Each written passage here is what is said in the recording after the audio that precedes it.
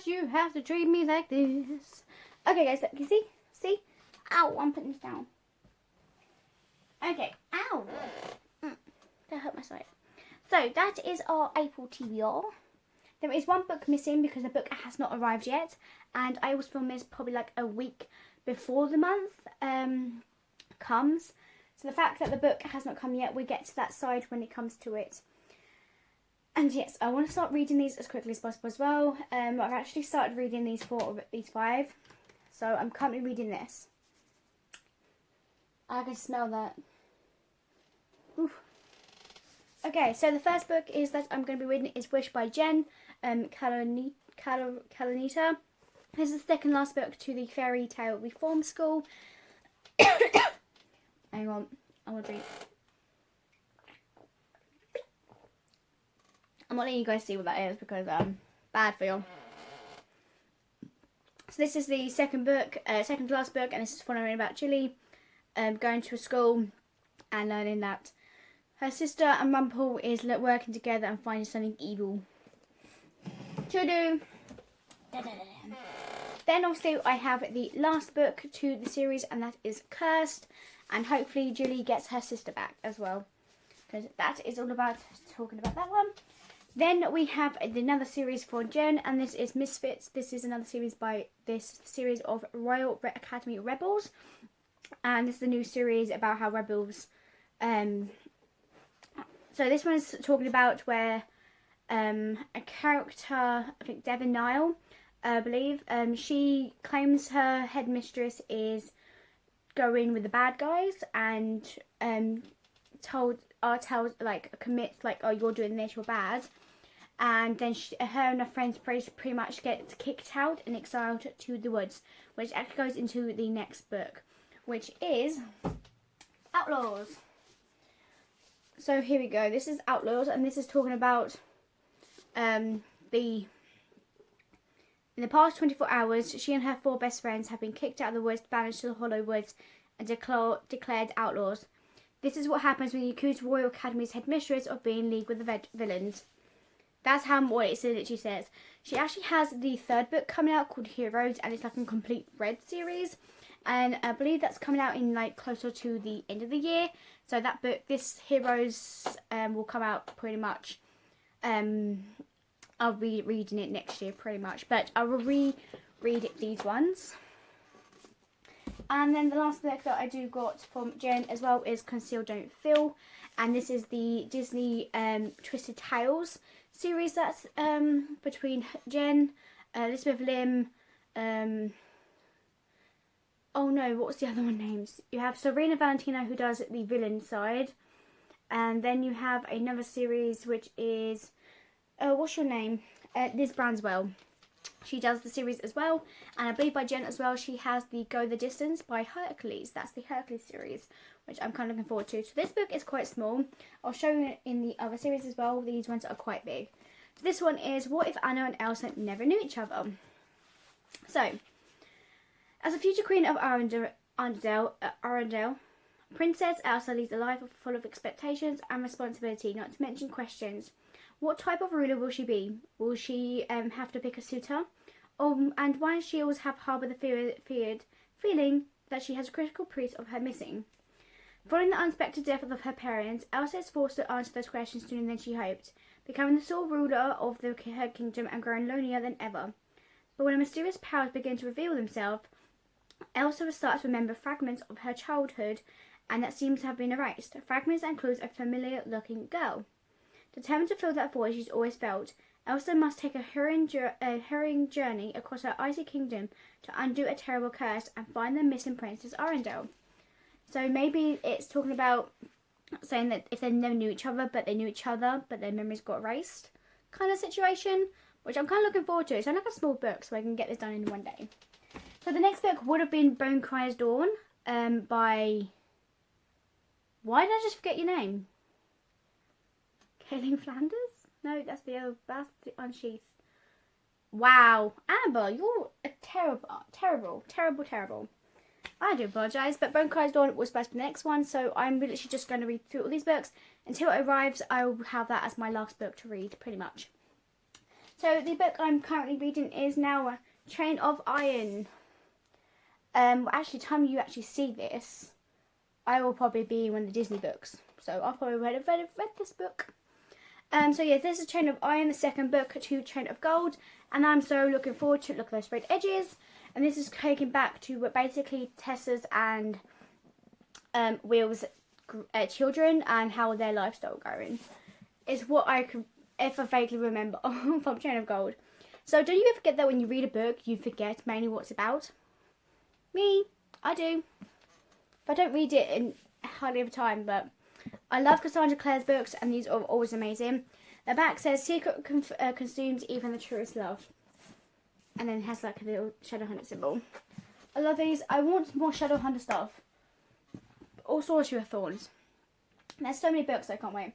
Okay, so next up we have pretty much some more Twisted Tales. So the first one is about Aladdin. This is a whole new world. This is If Aladdin Had Never Found the Lamp. So this is like a short book as well, but this is by Liz Branswell. So they feel these most of the books are from Liz. And this one is about if Aladdin is a street rat, there's no really getting around that. Like most, he's just trying to survive another day in the impoverished Abrabaha. Jasmine is a princess who is about to be entered into an arranged marriage. All she wants to do is escape her fate to see what lies beyond the palace walls. So like how the Disney one was like, oh, I want to know how this feels. Blah, blah, blah. Everything changed when the Sultan trusted advisor Jafar suddenly rises to power. With the help of an ancient lamp, Jafar becomes determined to break the laws of magic and gain control over love and death. Soon Aladdin and the deposed Princess Jasmine must unite the people of Abaha, I can't say the word, in rebellion to stop the powerful mad ruler. But the fight for freedom grows costly when it threatens to tear the kingdom apart. This is a story about you already know, but this is a story about power, about revolutionary, about love, and about one moment changing everything. So I don't know if the Sultan actually passes away in this or dies because of Jafar, or he gets captured. So I guess I cannot wait to find out what actually happened in the book. I'm intrigued. There's that one. And then the next one is by Liz Branswell as well. And this is As Old as Time. This is the Beauty and the Beast retelling. And this is what if Belle's mother cursed the beast. This one's a bit more of a chunky book. So that's interesting. I don't want to show you, but show you the inside covers, but that's fine. I'm not showing them in detail later when I do reviews. This one is Bella is a lot of things. Smart, resourceful, relentless, and she longs to escape her poor provincial town for good. She wants to explore the world despite her father's reluctance to leave their little cottage in case Bella's mother returns. We never knew anything about Bella's mum. We knew that in the cartoon or the series that her mum died, and in the live action version she died because she had got the plague. So there's that. A mother that she barely remembers. Belle also happens to be the captive of a terrifying angry beast, and that's her primary concern. But when Belle touches the beast's enchantment rose, intriguing images flood her mind, images of her mother she believes she never would see again. Stranger still, she sees that her mother is none other than the beautiful enchantress who cursed the beast, his castle, and all the inhabitants. Shocked and confused, Belle and the beast must work together to unravel a dark mystery about their families that is 21 years in the making. What? That sounds really good.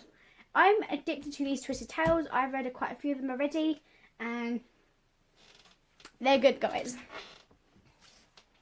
Okay, so the next one is about Peter Pan. This is Straight on Till Morning. What if Wendy first travelled to Neverland with Captain Hook? So this one is 16-year-old Wendy Darling's life is not as mad as she would want it would be. The drum-drums of empty houses after her brothers have gone to school, the doll parties where everyone thinks she talks too much, and the fact that her parents have decided to send her away to Ireland as a governess. It makes all her things could be different. Wendy's only real escape is writing down the tales of Neverland after nearly meeting her hero Peter Pan 4 years earlier. She still holds on to childhood hope that his magical home truly exists. She also holds on to his shadow. So it seems that she has his shadow still, and he never came back for it because something in Neverland happened. In an opportunity to travel to Neverland via a pirate ship presents itself. Wendy makes a deal with the devil, but Neverland isn't quite the place she imagined it would be. Unexpected dangers and strange foes pop up at every turn, and the little pixie named Tinkerbell seems less than willing to help. But when Captain Hook reveals some rather permanent and evil plans for Neverland, it's up to two of them to save Peter Pan and his world. So it seems in this, Hook almost comes to a good guy to save Peter Pan, which is very confusing on that, but I'm intrigued to see how this turns up. And this is like a thick boy as well too. So, big boy. Then the last bit of tale book that I've got for this month would be the Unbirthday, the Alice in Wonderland series. I'll just wrap myself on the page of the book. What if Wonderland was in peril and Alice was very, very late? You have the cheeky little Cheshire grin. Okay, so this one is Alice is different from her other 18-year-old ladies in Victoria Kenford, which is perfectly fine with her. She'd rather spend golden afternoons taking pictures with her trusty camera, chatting with her Angel's Aunt Vivian, or visiting the children in the square, then receiving visitors or doing embroidery. Thank you very much. So she's also interested in learning more about the young lawyer she just met, but only because he's rather curious, but not because he's rosy cheeks and charming. But when Alice discovers the latest photographs of her neighbours, strangely familiar faces appears instead.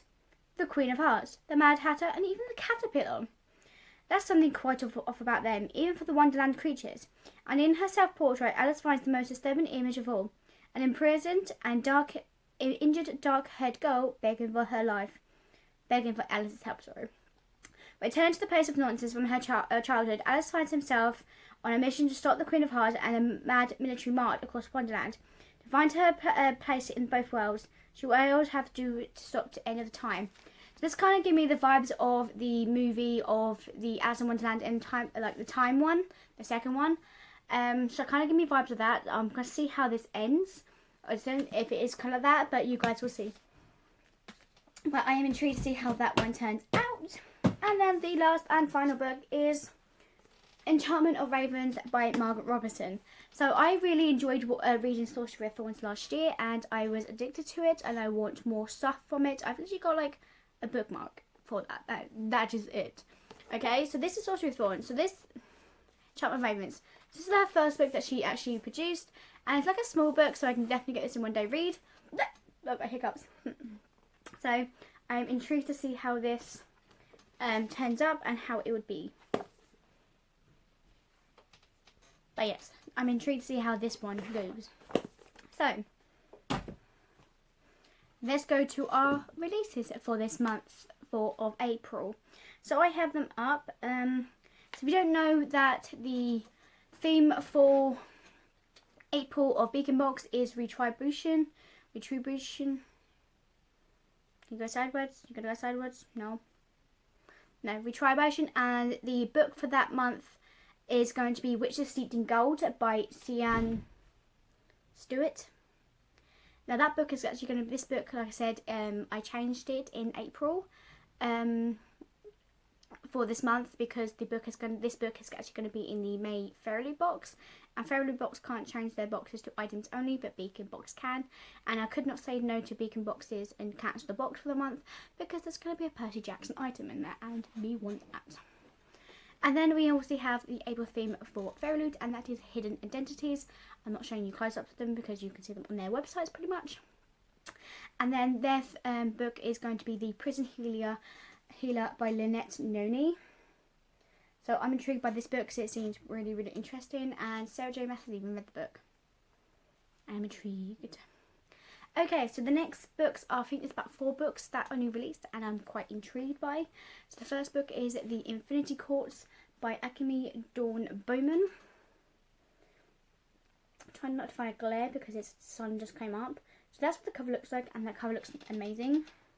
So this is about an 18-year-old Nanami Miyamoto is uncertain, her life just beginning. She's a great family, just graduated high school, and is on her way to a party where her entire class is waiting for her, including, most importantly, the boy she has been in love with for years. The only problem? She was murdered on the way there. That's all I'm going to tell you about that, because heck yeah, I want to find out what the hell happened to her. She just gets murdered on the way to her party. Was it on purpose? Did someone kill her? I want to find out from the book. Next book is These Feathered Flames by Alexandra Overy. So that's what the book looks like. As you can see, I go for the books that looks more adventurous and kind of like stuff like that. I'm not much the romance type stuff or the kind of horror ones, but I'm always will give them a try. I'm just not a big fan of them, but if I do get sent one, I will happily read it. So this is his magic demands a payment. So when I read that line, my mind went straight to Once Upon a Time, because that sign, that kind of quote kind of reminds me of when Rumpel goes, price comes with a magic comes with a price, dearie. You know, when he says that. So that just kind of reminds me of that, because magic demands payment on this. So I was like, wonder how this is going to be. So this is about when twin heirs are born in Turin. Their fates are decided at a young age. When Isabetta remains at court to learn the skills she needs as the future queen, Azia was taken away to train with her aunt, mysterious Firebird, and ensures magic remains balanced in the realm. But before her training is completed, the ancient power blooms inside her, which only means one thing: the queen is dead. A new ruler must be crowned. As the princesses come to understand everything the roles entailed, they discover who they can trust and who they can love and who killed their mother. That's all I got of that. And I was like, heck yeah. So the next book is The Serpent's Curse by Lisa Maxwell. So this is another kind of book that will look stunning to me, and I cannot wait to read this, and I've got something in my eyeball. So the first 3 lines that I read and stopped reading was: evade the serpent, heed the curse, rewrite the present. I was like, okay, I'm done. That's all I want to read. But then I had to carry on reading to find out exactly who the characters are. Esther isn't a stranger to high-stake heist. She's a seasoned thief who has a new reservation about her using her affinity for time to give her an edge, and she trains her whole life to one mission: travel back to 1902 New York to steal the ancient Book of Mysteries and use its power to destroy the Brink and free the Magnus from the oldest control. I'm like, okay, I'm in. I want that. Magic, you got a thief. She wants to go back to a time. What can get better than a book?